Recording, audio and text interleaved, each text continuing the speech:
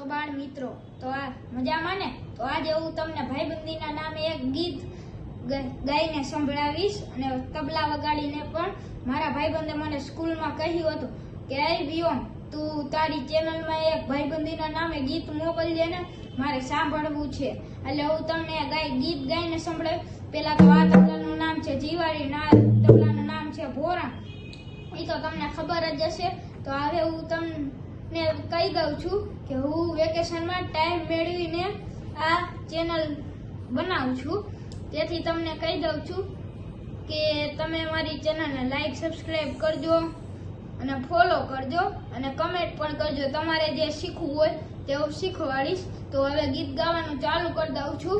ખાલી ઘોડિયા